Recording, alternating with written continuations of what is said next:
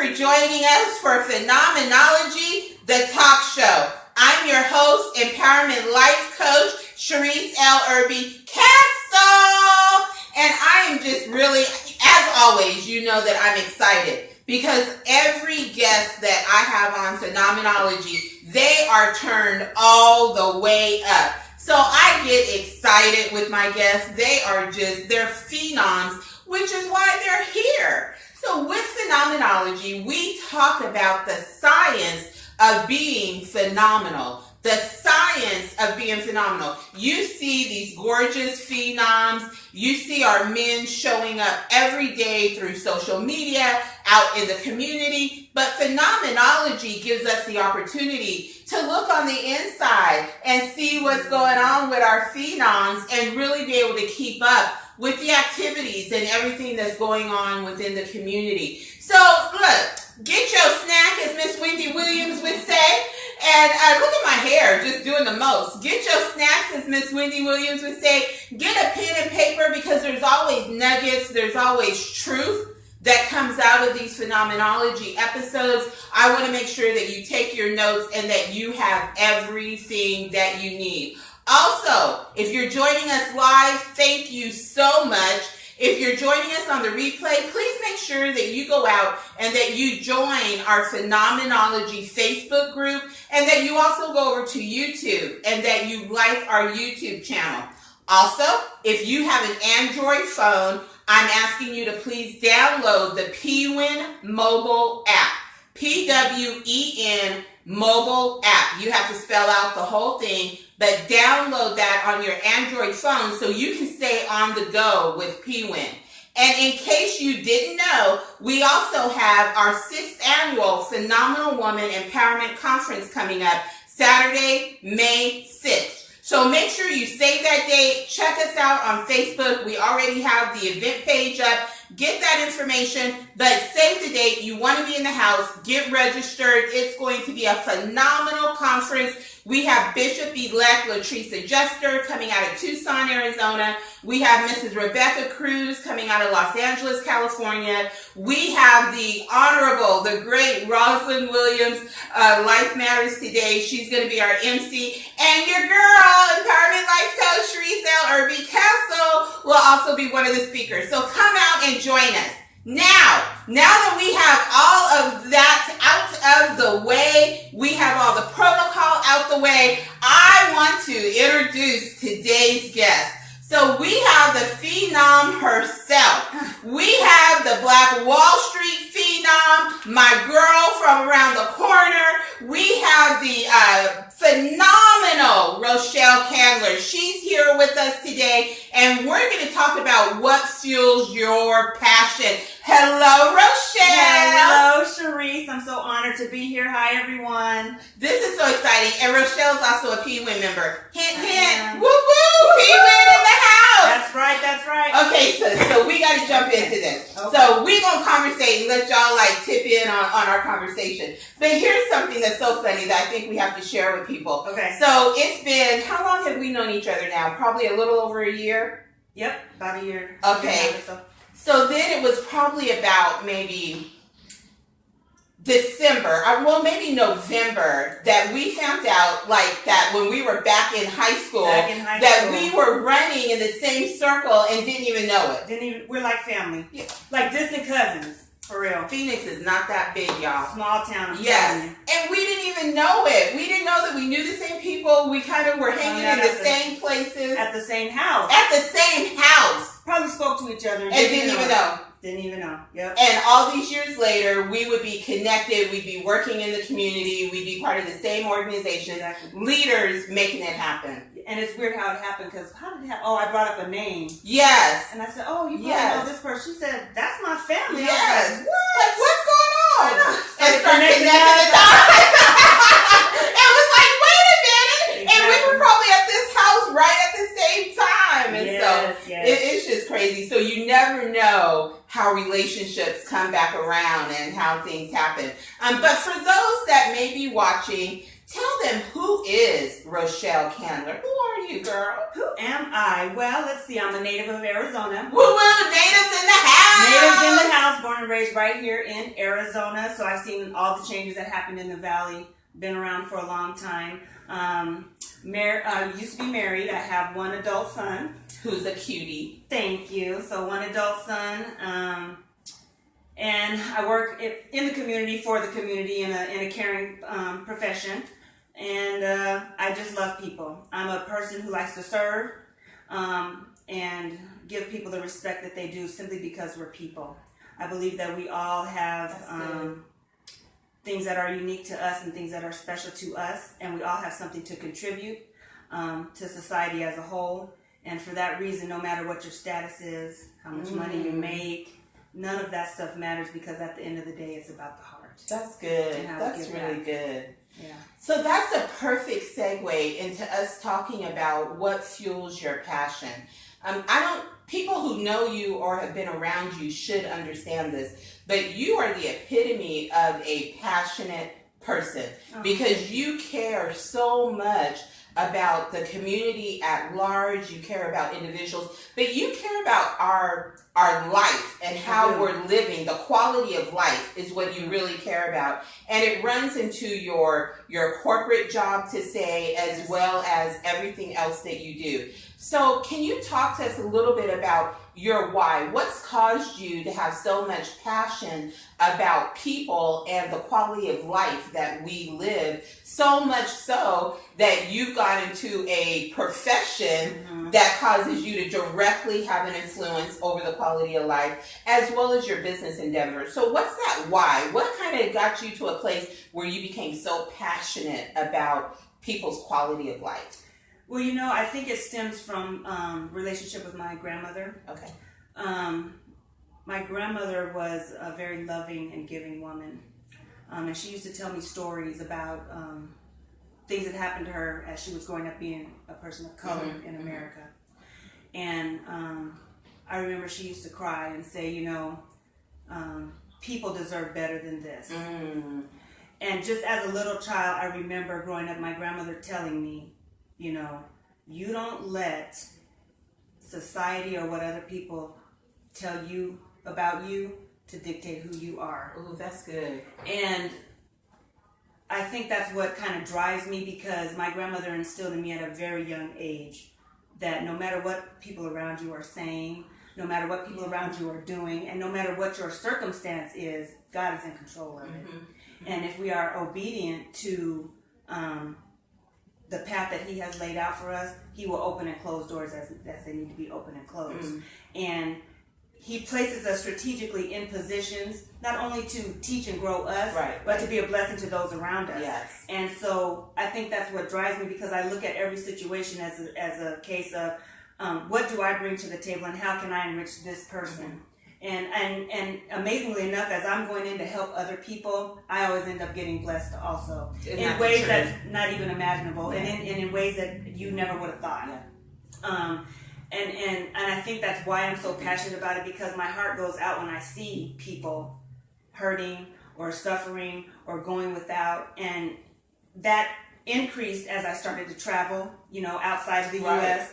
Because we here in the U.S., and I'm guilty of this too, complaining about what I don't have. Right. We do that all the time. Or I don't have enough money, or I don't have this, or I don't have whatever it is. But the fact of the matter is, we're very rich in this country, because when you travel, our poor is rich, is wealthy. You know what I'm saying? I have been to countries where my dog lives better than people. And that's a hard thing to see. That's so true, and I think that hit home. It almost brings me back to this place.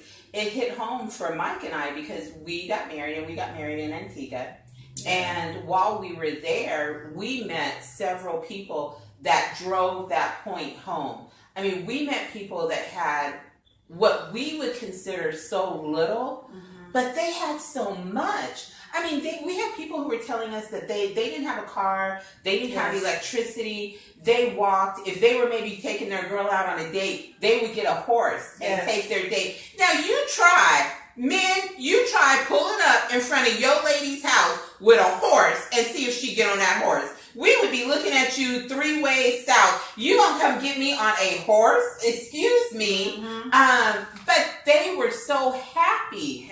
And they were so relaxed that they didn't have all the stress and all the cares and everything that we have. They were so happy with what they had. And Mike and I were just, we were like speechless. It's like, what do we say? Because, you know, if our car breaks down, we have a conniption fit. You know, if we can't have a different meal every single day, we're having a fit. We can. Oh, I ate that yesterday. I can't eat this again today. I mean, we take so many of those types of things for granted in this country and don't even realize that we're taking it for granted. We have no idea. And so, you know, I think the more I travel and the more I see, the more determined I get to make a difference for people. And I think it's important for us to understand that no matter how much you have, you're still a blessed person. Ooh, that's you know what I'm good. saying? Because our happiness shouldn't be tied to material things. You know, I had this conversation not too long ago with a friend of mine, was going camping. And I said, you know, I couldn't go, and I was talking to him about camping, and he said, well, I just need to go and find some peace. That opened the door for me to share that, you know, peace is not found out on the lake. It may be peaceful. Right. But peace is something that only God can give you, and it comes from in here. It's not something that you go outside and say, I'm going to go out here and find some peace. And so it's things like that, you know, that it means a lot to me to share those things with people, because he said nobody had ever said that to him. To me, that's a normal thing. But, you know, we never know where a person has been. Absolutely not. What they're going through. So we see these people, you know, that's all dressed up, and we think that person really has it going on, but you don't know what that person is going through. We just don't know. So all this enviousness and the backbiting and all these things that we do to one another and that we go through is an illusion, because at the end of the day, we're all going through something. I love that you said it's an illusion, because we're all going through something, and we're all, we have talked about this a little bit, we're all like, not all, there's a large majority of people that are just one paycheck away from being homeless themselves. There's people that we see every day in Armani suits, slayed, hair whipped, face beat, I mean, all red bottoms, all this kind of stuff, and they're hurting on the inside. They're looking for someone to just love them unconditionally. They may be one paycheck away from being homeless. They may be in an abusive situation, and we start judging, right? We start putting our labels on people. We start judging, well, why is she doing this? Or why is he doing this? Or why isn't this happening? But we have no idea what's going on behind closed doors or in the heart of that man or woman. That's right. And so that's why it's important that we treat people right when we encounter them. Do you know what I'm saying? And I've been guilty of it too. I don't always say the right thing. I don't always do the right thing. Sometimes I have an attitude, and I have to check myself, because, you know, I'm not better than anybody. I'm not better than anybody. I'm just Rochelle. You know, the girl that lives. That's right. Therefore, go I. That's right. And so, you know, I work really hard at not trying to place judgment and preconceived notions on people. Because I know where I have been. My life has not been easy. Now, it ain't been hard compared to what other people have been through. But what I like to tell people is a struggle is a struggle. Mine is different from yours. But a struggle it's different is a struggle. But for me, it's a struggle. And so I may not be able to identify with your struggle, but I know what it is to struggle. And I say to people, you know, this is what I say to people at my job. I say, you know, I don't sit here on this side of the desk in judgment of you because you have an addiction or because whatever is going on with you, because my struggle manifests itself differently than yours did. But it's all the same thing. I just mine manifests itself in this. Yours manifested it in drug use. That don't make me better than you.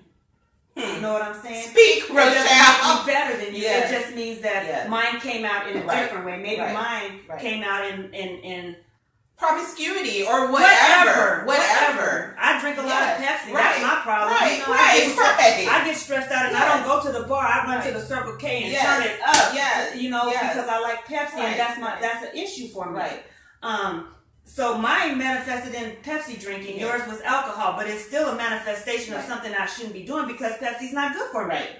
So it's still a devastating effect. So, you know, I can't sit where I sit and place judgment and look down on anybody, because if I'm looking down, it's because I'm trying to pick you up. Come with me, and we're going to walk together on this journey, because it's been times when I wished I had somebody to walk next to me, and I didn't. You know what I'm saying? I didn't. And it took me back to growing up. My dad used to always tell me, you don't have any friends. He was like, it's a rare thing for somebody to have a true friend. And that has rang true in my life, because people that I thought were true friends, when you needed somebody, you couldn't find them. But I'm the type of person that if you call me at 2 a.m. and you say, my car's broke down, Rochelle, come get me, I'm getting out the bed to come get you. But how many people can I say would do that for me? Very few. That is so deep. That's so deep. And so here's the thing about it, and I know my pastor talks about this a lot, and it's true.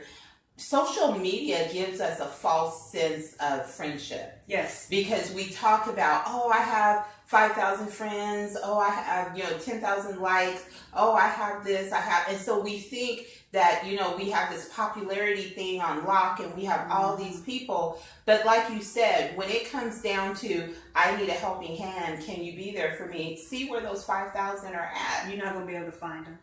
If you just need a meal, I was listening to you talk, and it takes me back. I was raised around a lot of older women. My mother was adopted, and her adoptive parents, they were already in their late 40s, early 50s, probably their early 50s when they adopted her. So I was raised around older, more mature women and men.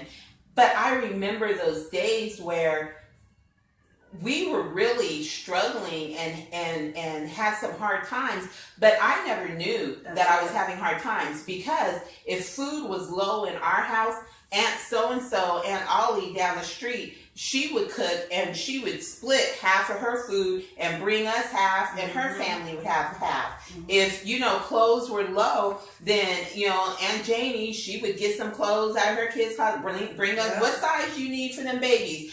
Everyone shared. It was a true community that took care of everybody. It wasn't like, well, what you doing with your money that you can't feed your family? Exactly. Or what's going on with here? It was like, you need some food? Here, I got some food. That's right. If I'm eating, you're eating. That's right. Your babies need some clothes? Well, my babies done outgrew theirs. Here's some clothes. You don't have to pay me back. You don't have to. You need a ride? I'm pulling up on you right now. Jump in. I mean, it was just that true sense of community, and I missed that. Yeah, it's lost in many aspects.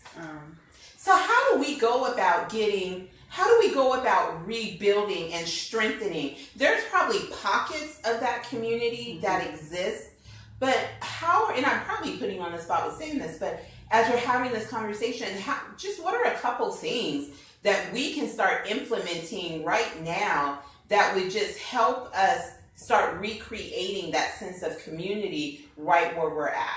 Well, you know what's a big thing, Sharise, and I've started doing this within the past years, making a point to just do the simple things like get to know my neighbor.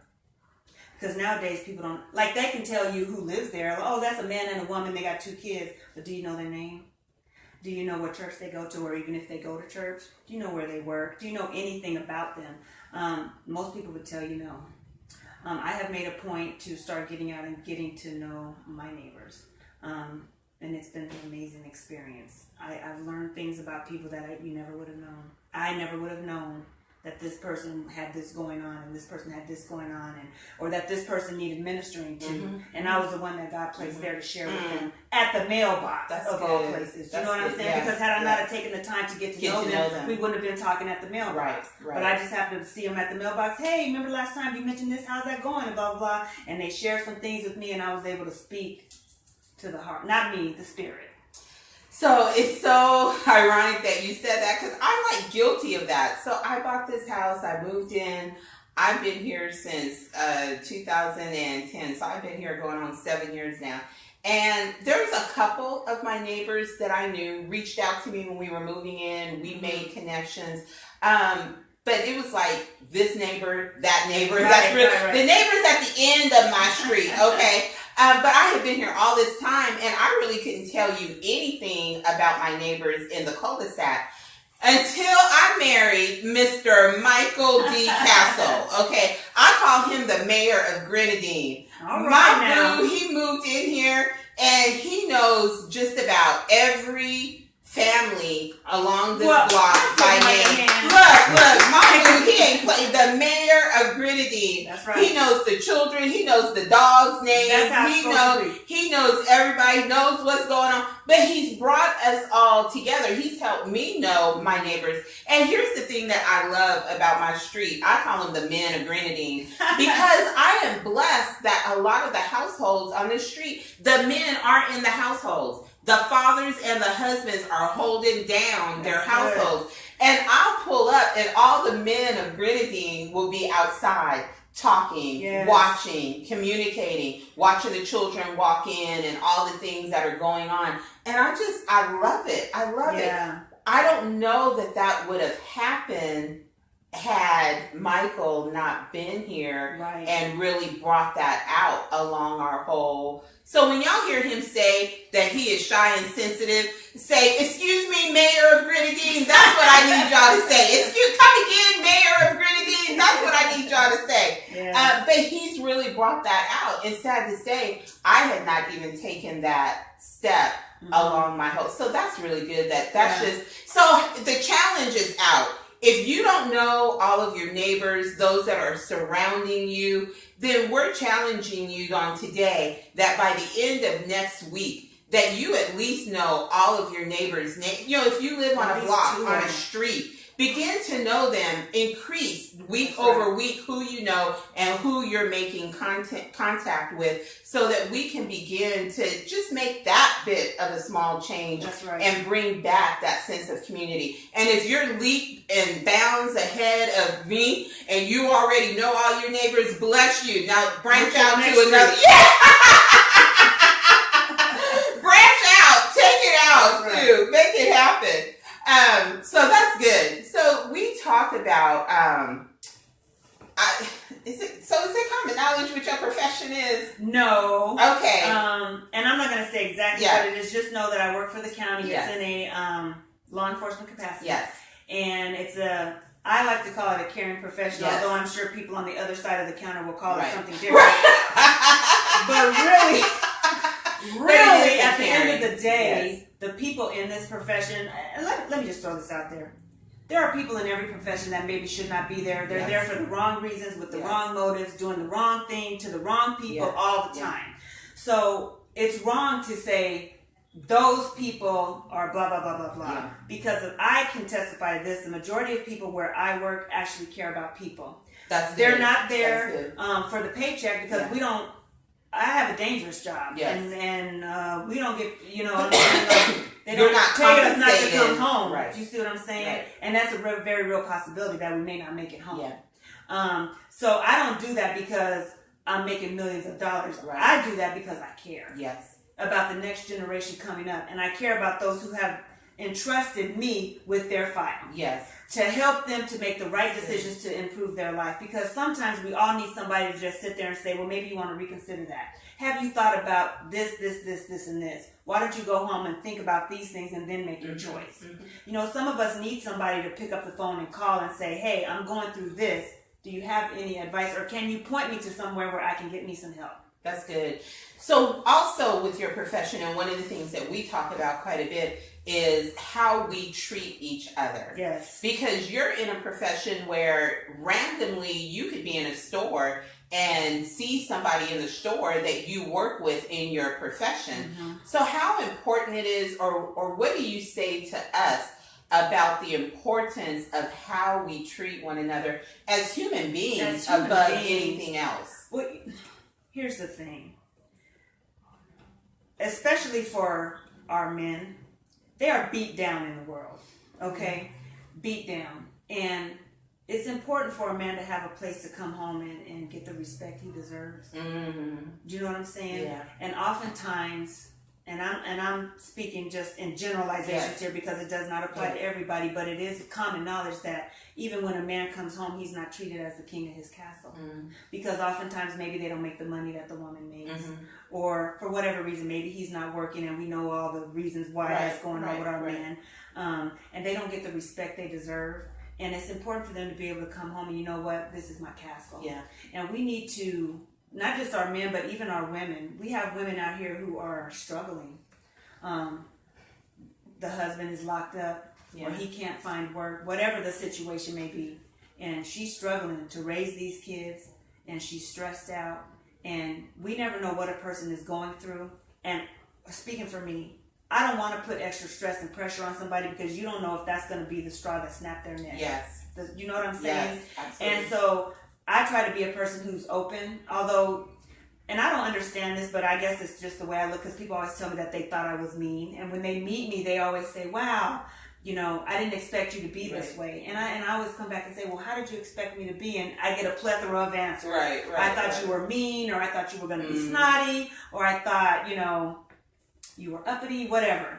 But I'm really down to earth, and people that know me, sweet. Thank you. So people are like shocked, like, oh my gosh, you know, I had no idea. Right. And I say, I don't even really know what to say to that, because people say, well, you don't smile a lot, which is true. I don't walk around smiling, but that doesn't mean I'm unhappy. I don't smile. I mean, I don't know. I don't walk around. I just don't do it. You know what I'm saying? So I try to make people feel comfortable. And give people, everybody, I don't care what you've done, I don't care how much money I don't care what your religion is.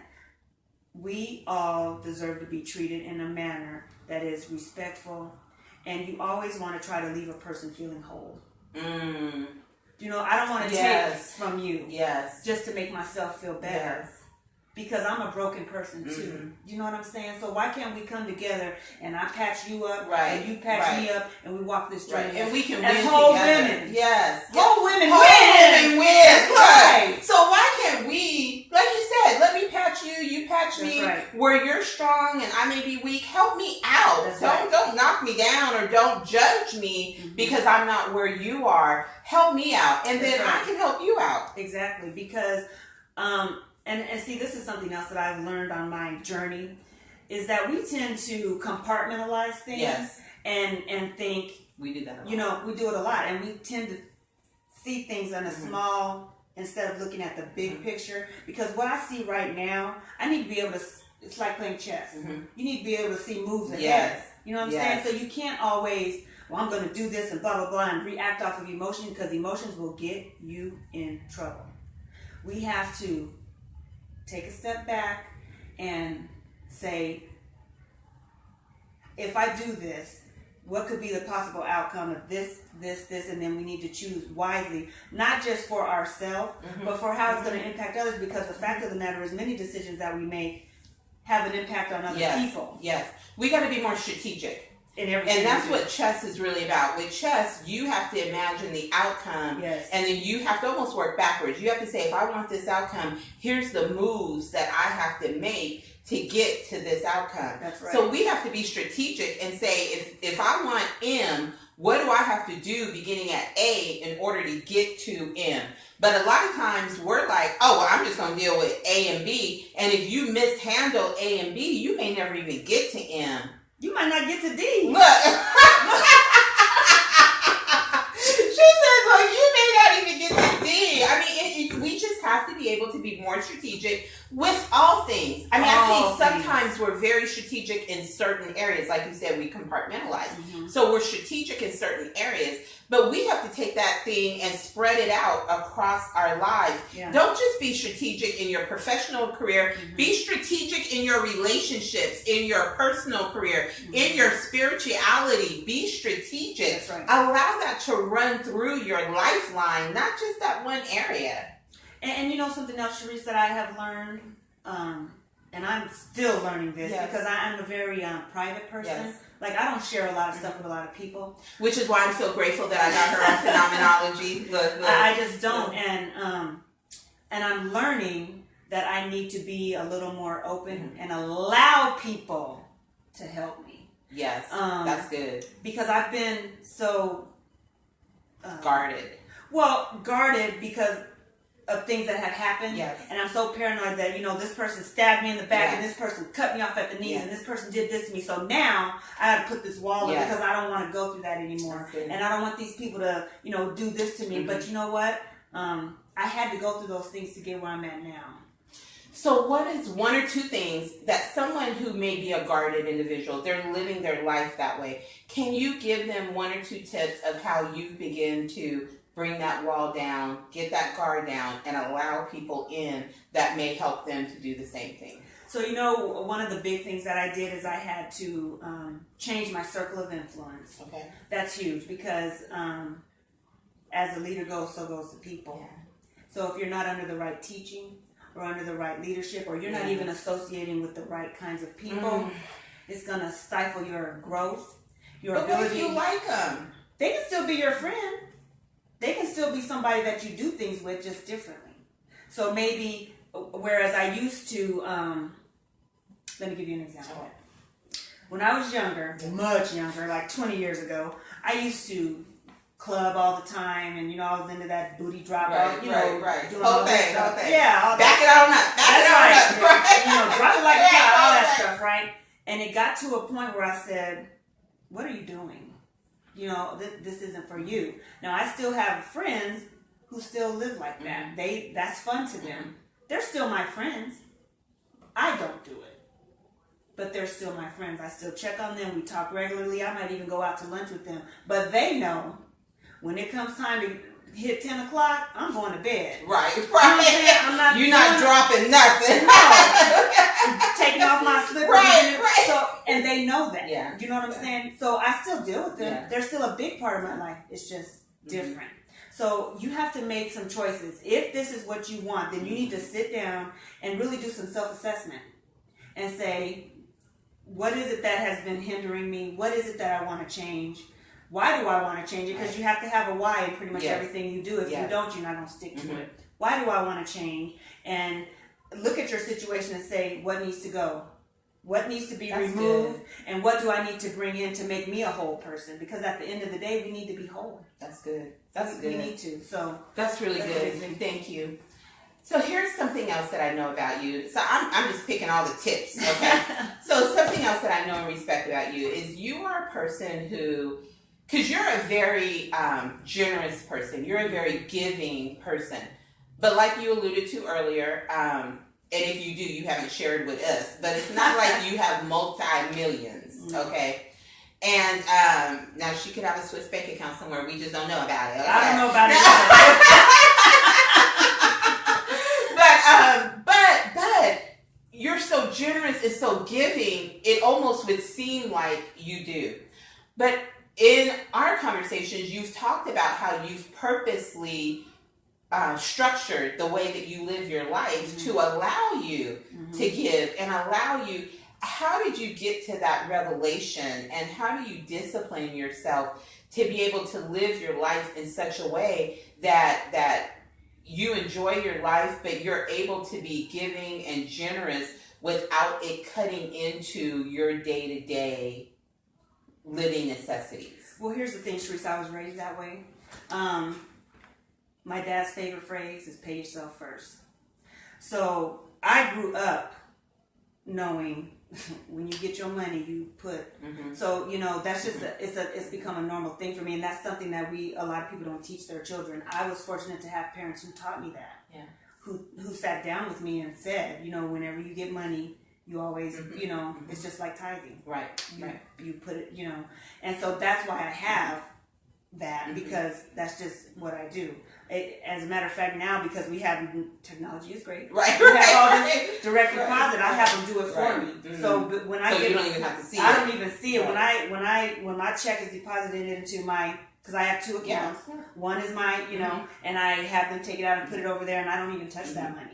That's over there, and this is what I live off of. And so I only use that when something, and then I go dip into that. But that's a normal thing for me, and I set it up that way so that I don't even, it's not even, the job does it for me. Take it out, put it, take it out, put it. And all I do is check it every now and again, how much I got in there and that kind of stuff. So that allows me to do that because I was raised up as a little kid that way. Not everybody is like that, but that is something that we need to start doing. Is putting aside stuff, because even if you're not going to use it for what I use it for, you still need to have a rainy day fund, because what happens if you get laid off from your job? Absolutely. Do you have some money to pay your rent and buy groceries until you find another one? Because that might not be for a couple of months. Yes, or a year. It could. You know what I'm saying? Yes. And you need to have a cushion. And now, that doesn't mean you have to put away a couple $100 because everybody can't afford that. Right. But even if it's just $5 or $10, it adds up. Yes. And something is better than nothing. Yes. Right. Yeah, that's good. Thank you. So let's now talk about Black Wall Street. So you are the president of Black Wall Street of Arizona. Why did you choose Black Wall Street as your vehicle? The story intrigued me. Not necessarily the name, but it's a powerful name, and I get that, and it's a wow factor to the name. But the story of how these people came together, built their own community, and it was a self-sustained community. Self-sustained. Say that again. Right. It was self-sustained. They had everything. Their own banks, their own doctors, their own schools, their own hospitals, their own dentists, their own bus companies, their own airplanes, their own their own homes, their own apartment self-sustained community. I want that for us. Woo woo! Yes. And I have already been a recipient of the love, because in case y'all forgot, let me remind you, because I have the Black Wall Street of Arizona Community Leadership Award that I was so blessed to be presented with at our gala that was in December. And Black Wall Street is just really, coming in a fierce way. Yeah. So talk to the community about as much as you can say, because I know that there's so much going on. A lot. But what is Black Wall Street already doing, and what should the community expect from Black Wall Street, and how can we be involved and support the movement? Okay, so the big thing is in January we went from Phoenix to Arizona, so we switched over to the whole state. So Tucson is coming on board. Woo woo! Hey Tucson! Yay! As is Flagstaff. Yes. And I think it's Eloy, one of the little smaller towns. We're meeting with their mayor, I think, this upcoming. So we're doing a lot of traveling throughout the state, introducing the organization, what we're trying to do, why we're trying to do it, and how it's going to benefit the people that live there. Okay. Not just black people, people that live there, because it's beneficial to all people. Yes. So don't let the name Black Wall Street fool you. Thank you. Right. Because it's about economics, and economics affects everybody. It doesn't discriminate. So it's for everybody, that part. So we went to the whole state, so that was like a major move. The other thing is our Black Wall Street Academy should be launching. We're having some website glitches going on. That's why it's not online yet, but the classes have already started. Most of them will be free. We had our first financial literacy class a couple weeks ago. That was a success. We have a home buyer seminar coming up where we're going to have an actual 2 lenders there to be able to pre-qualify people on the spot and answer any questions that they have with regard to lending. And they're going to be walking people through the process and showing them what options they have available. So that's really good. That class is almost full. So are you using leaders in the community to facilitate these classes? Okay. Yes, so we have actual people in our community that are doing things. So we're trying to use different people for each time to highlight not only their business. And how it works is they come and do the class. We bring them the client. They get to keep the clients and do whatever, but the classes are free. Right. Not all of our classes will be free, but these ones are free. Yes. So that's something that we're doing. And that's like really huge. The reception to that has been really awesome. That's good. We had a bankers meeting last month, I believe. That was good. Met with the bankers. So we're doing a lot of educating our business owners on what benefits they should be getting from the bank. So right now what we're asking is for people to email me at president@blackwallstreetphx.org your experiences as a business owner with the banks here. Be it good or negative. It doesn't matter. We want to hear all of them because we're going to be meeting, one of our representatives will be meeting with the FDIC and the OOC, which is the Office of OCC Currency Controller Office for the federal government, to tell them some information about the things that we're experiencing as business owners of color here, specifically to our community, and ways that we can improve that relationship. So that's really, really huge. Yeah, so that's important. So whatever your experience has been with the financial institutions in the state of Arizona, positive or not positive. Because here's the thing. If your experience has been positive, we want them to keep those things going. Right. And we want them to expound on what's working. Mm-hmm. Don't mess with what's already working. So it's important that we know those. But also, if you have those experiences that aren't so positive, where do they need to email that to again? Email that to me at president@blackwallstreetphx.org. And this is our time to have a voice. That's right. Because now we have a conduit. We have an organization that has been able to get a seat at the table. That's the thing. We got a seat at the table. And that is huge. We got a seat at the table. And we want everybody to have a voice. Because it's not about me. It's not even about Black Wall Street. Yeah. This is about our community and our businesses. Yes. So we need to hear from everybody. Yes. We need to hear from everybody. So that's a major thing that's happening. Our Diaspora Day is coming up. Woo! That's April 15th. April 15th. Yes, see, I knew. Did you know? Did you know it was April 15th? That's right. Miss Sharise knows. Look. April 15th is coming up, so we're still signing up vendors. It's going really well. Preparations are well under effect. What is Diaspora Day? What does that mean? What somebody's saying, okay, what is that? Okay, Diaspora Day is a day where we are bringing together the African Americans, the people from the Caribbean, and Africans, and basically anybody of African descent, but it's welcome for everybody to come. But this is a day for people to come out, learn about us as a people, get introduced to the different businesses, and for us to talk to one another, because as you know, the three different groups don't necessarily, we're trying to build community. So that's basically what the day is. Last year was very successful. I was there. Mike and I had a vendor booth. They did. It was huge. There was maybe like 400 people that came out. Throughout the course of the day, there was about 9-something. Woo-hoo! Yes, it was really good for our first one. This will be our second one. Yes. So we're trying to expand that. So the products were good. Yeah. The food was off the chain. The entertainment was good. The entertainment was phenomenal. I'm laughing because Mike and I probably ate up our profits. It's like what we made. Shoot, we had oxtails, we had beef patties, we had ices, we had all kind of stuff. It was good. Yeah, so we had Ebony House out there giving free HIV screenings, and so it's really just a day of community. Yeah. It's for anybody to come out and learn, because we really want this to be an educational. And everything we do, we need to be providing some education to people, because we have to keep our knowledge up if we're going to survive, right? And it was good fellowship. Good fellowship. So that's coming up on April 15th, so that's huge. So please, everybody, share that with your networks. Get a vendor booth if you like one, and if not, that's okay. Just come on out. There's a kids zone, so it's family friendly. It's just a great day. So that'll be on the 15th.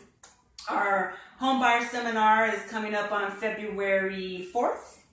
We have a Black Man Power Symposium coming up that we're planning. That's good. Yeah. Okay, now see, everyone's always talking about us not having anything for men. Well, that's what I was about to say. Women, don't beat me up. Please do not email me complaining. Yes. This is for the men and the men only. Get my sweetie in there. That's right. Men and boys. Women, we have, you can come to P-Win. Yeah. P-Win, May 6th. Yes, right. Come to P-Win, but for the men, we want you guys to come out. Yes. And I won't even be there. I've been told to stay home. I can't go. As the president, I'm not welcome. Look, you can do a little video message to just say hello, welcome, I'm out. Yeah, so this is for the men to come out and be men. Yes. They're going to talk about whatever men talk about, and how to improve the community, and how they're going to come together and support families, and what else is involved in that. We're shooting for March. We're waiting to hear back from a couple of speakers before we actually set the date. We have one on Facebook, because you have to have one to do it. Yes. That may change depending on what the two people we're trying to bring in here say. But we're shooting for March. That's so exciting. We're really excited about that one. That's good. We're really excited about that one. Our grant writing class is coming up. That's going to be huge. A lot of people have been inboxing me about that grant writing class, because, as business owners, a lot of people don't know how to get funding to their organization. Right. This is one way to do it. We're going to invite people to come out. That's going to be limited to 10 people. Okay.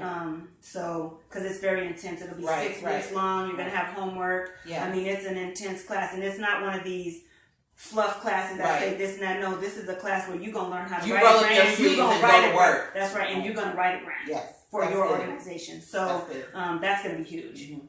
Let's see what else we have. So many things going on. So many things. Well, how can people how can we be more supportive? So are there some things that we can begin to do to really help Black Wall Street as we mobilize throughout Arizona? Yeah, so what we can do is, I think one of the main things is we need to get the message out. So we need to be talking to people about, have you heard about what's going on in the community?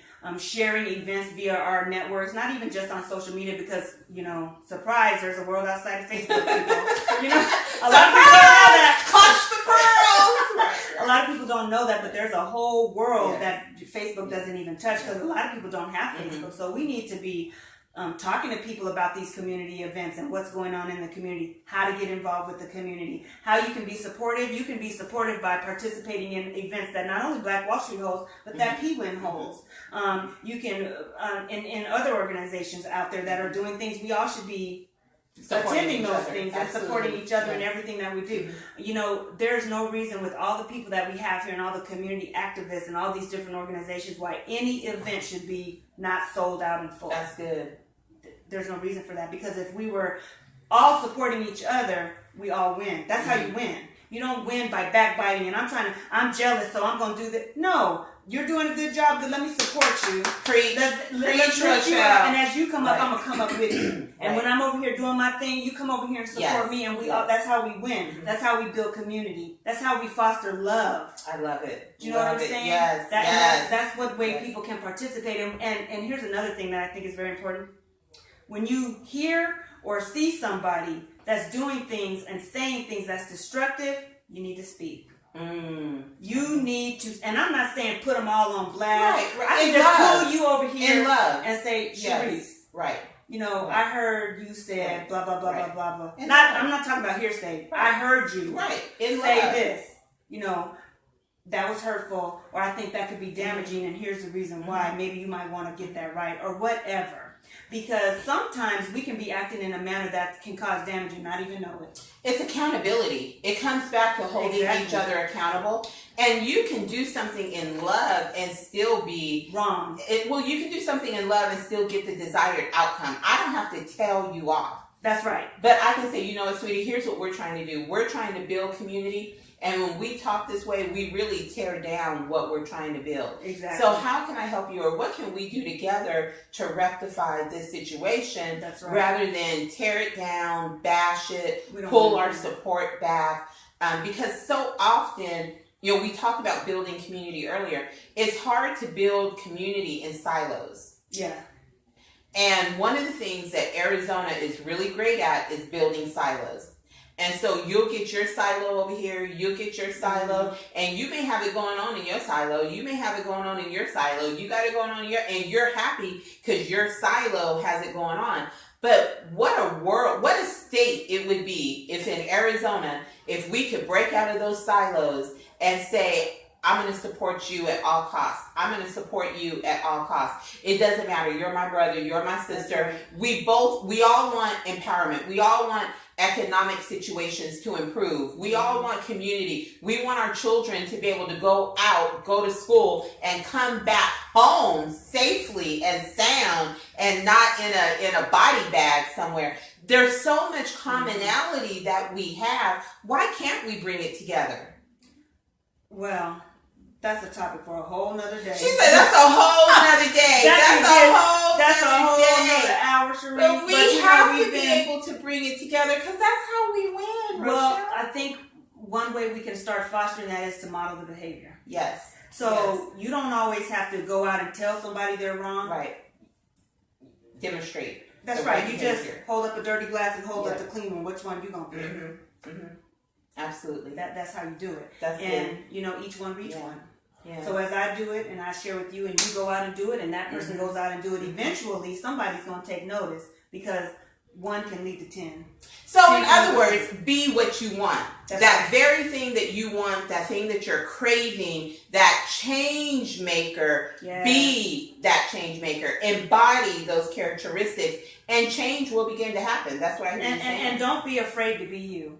Because you know what? People get on me a lot because I shared this with you before. I don't wear makeup. Yeah. Really, it's very rare. Right. I'm just me. I don't, perm my hair. I don't do all these things that society thinks that a professional person should do. And I take a lot of flack for that. And you know what I always tell people, this is me. And I'm not going to change because you're uncomfortable with it. That's the issue that you need to go deal with, because this is me. I'm comfortable with me. I'm comfortable with me. And I'm perfect the way God made me. And I don't need to change to make you feel better. Well, and so often we cause more harm to ourselves trying to change for others who really don't even have our best interests at heart. We over here killing ourselves trying to change for these people who could really give 2 cents about us. We got to care about ourselves enough to just be who God Exactly. And so you do what makes you happy. If it makes you feel good, then you feel good. Yes. You know, that's just my advice to people. Be secure in who you are and what you're doing, so long as it's the right thing. Now, if you out here causing destruction and doing crazy stuff, I'm going to ask that you not be doing that. But you know what I'm saying? If you're really doing positive things and you're comfortable with who you are, be you. Yeah. And you don't have to do things to make this person whatever. You still want to make people wheal and treat people right, but at the end of the day, you need to be doing what makes your soul feel right. What's right with you? Ooh, this has been heavy. Okay, I hope you all were taking notes and getting what you needed to get. Okay, Miss Rochelle. So we're going to move into our aha nuggets. Okay. And then I'm going to close us out, and then I want you to have last words. So be thinking about what you want to leave with our people, with our community, as we get ready to wrap up this episode of Phenomenology. Are you all enjoying this episode with Miss Rochelle? Because she is putting it out there, okay? Let us know that you're enjoying it. Let us know. We want to hear from you, because Rochelle is on fire. Okay, now we're going to go talk about our aha nuggets. Okay. And so this is going to be a little bit of rapid fire, but we're going to get it out here. So, Rochelle, what brings you the greatest joy in your life? What brings me the greatest joy in my life? You know what? When I can... when somebody comes to me and says, you know what, thank you. Because I do things and I don't ask for anything in return. And if they don't say thank you, that's fine. But when somebody comes and says, you know what you said made a difference.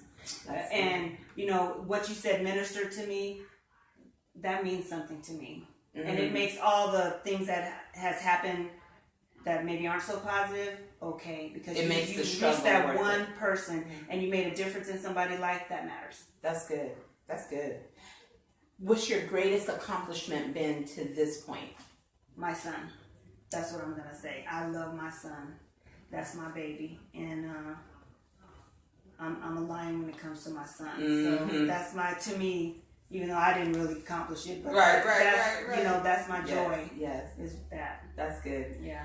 Okay, so share with us what has been a missed opportunity in your life up until this point, and how did you deal with that? A missed opportunity. Okay, well, you know, I had the opportunity to go, because back in the day I wanted to be a forensic pathologist. I still would like to be a forensic pathologist. That's my thing. Yes. But you know, the finances weren't there to pay for that. But I did have the opportunity, came to me, to go to a forensic pathology school, and I passed it up because, you know, at the time, limited thinking,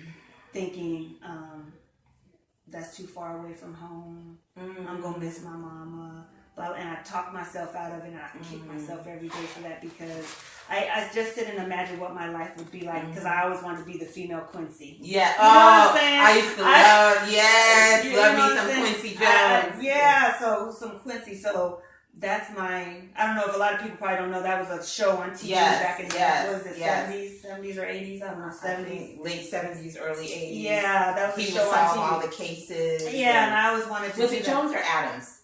No, I just knew his name was Jones. I just think his name was Quincy. I didn't know his last name. But I always wanted to be that, and that was a missed opportunity for me. But you know, I don't look at it as a negative thing, because I'm here, I'm happy where I'm at. Right. But so you pushed past it, but that was a missed out. And here's the thing out of it is, be careful what you tell yourself, because you talked yourself completely out of a blessing. Yeah. And that's what we want people to get. So that's excellent. Thank you for sharing that. So now, what has been your greatest obstacle? The greatest obstacle in your life to get you to this point, the Rochelle that we see right here in her fierceness and fabulousness? You know, my greatest obstacle, and this is something that I still deal with today, is myself. I'm my biggest problem. Do you know what I'm saying? And one of my friends tells me all the time, in order to get where you need to go, you need to get yourself out of the way. And I'm the epitome of that. I'm the biggest obstacle because, like I said, I talk myself out of things, or sometimes self-doubt enters in, and I think I can't do it. And really what I need to remember is if I couldn't do it, I wouldn't be in a position to do it. Right. That's That's good. good. I mean? If you couldn't do it, you wouldn't be in the position to do it. You never would have got there. Right? Hello. So that was good. I'm my biggest, I think I can be my biggest obstacle because of those things, the self-doubt, or sometimes I talk myself out of it or make excuses as to why I couldn't do it. I was too busy. And the fact of the matter is we all have the same 24 hours. It's how you choose to use it. Yes. It's all up to you. It's all up to you. I like that. Okay. What do you want your legacy to speak? You know, I want to be known as a person who had a heart for people, who cared for the community, and who would give her last dime to help a person in need. A loving person. Because that's who I strive to be. And I think I'm kind of there. Not all the way there, but I'm working on it. You know what I'm saying? You're doing pretty good, I'm working on it, but that's what I would like to be known for, as somebody who was passionate and enough to sometimes put her own needs second to help the next person. That's good. So now what is and this is our last aha nugget, what fuels your passion? People. Point blank period. People. And the love I have for people, no matter what their background, where they came from. I don't care about that stuff. You know, at my job, I don't do it now, but I used to work with a homeless population. Many people in the department wouldn't take it because they kept saying those people stink or those people this. And I used to say stuff like, you think you're better than them because you have a shower? Right. Yeah. Come on now. Let's get real about some stuff. Right. You know? Because that could be your brother, your sister. It could be you. Yes, it could be you. That's why I said sometimes life hits people hard. Well, life hits people hard. You fall on hard times, or you made a choice, got stressed out, and it drove you crazy, and you know, all kind of stuff. So who am I to judge and say I'm better than this person? I'm not. I'm just different. I'm just forgiven. This has been such a thought-provoking episode. That's what you get when you mess around with Rochelle. Okay, she makes you think. You got to be on top of your game when you mess it around with Rochelle. So thank you so much for joining me on Phenomenology. I mean, it has been amazing to be able to be a host and come on here every Sunday and come into your living room, into your car, wherever you're viewing us from, and just really have these real and amazing conversations with people who are in our community that we live with, that we walk with, that we serve beside on an everyday basis. So thank you for joining Phenomenology. Please make sure you go out and that you join our Facebook Phenomenology group, and that you also download our PWin mobile app for Android. We have iPhone coming out soon. And last, I ask that you would also subscribe to our YouTube channel. We want to ensure that we are building our community on YouTube channel as we continue to spread Phenomenology, the talk show. And yes, don't forget about our 6th annual Phenomenal Woman Empowerment Conference, because all we do is win. Woo! And we are winning on Saturday, May 6th, so you want to get registered. We also have vendor booths open and available. If you're interested in becoming a member of PWin, just reach out to me. We'll make that happen. We are welcoming all of our PWin members in. So just send me an inbox, let me know, I'll get you the information, and we'll make it happen. Now, Rochelle, for our last word for our community, let's hear from you. Okay, well, as I've been saying throughout this thing, my big thing is we need to come together as a people and build our community up. So how can you do that? You can follow us on all of our social media sites, Twitter, Facebook, Instagram, and we have a YouTube channel as well, although we don't really have anything on it yet, but it's coming. Attend some of our free educational courses. Oh, I forgot to mention we're in Bernard Black Elementary School too. It's a programming for our children. So, we got to train them up in the way they should go. So we're going to be making that happen.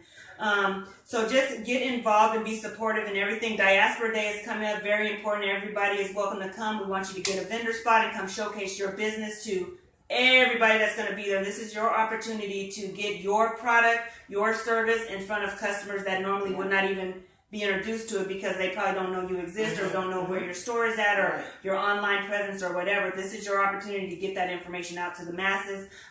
We got information back from one of our African vendors last year who said people have been coming to his store that he met at the Diaspora Day and he's benefited from getting his vendor there. So that's just a testimony for everybody of what an opportunity that is.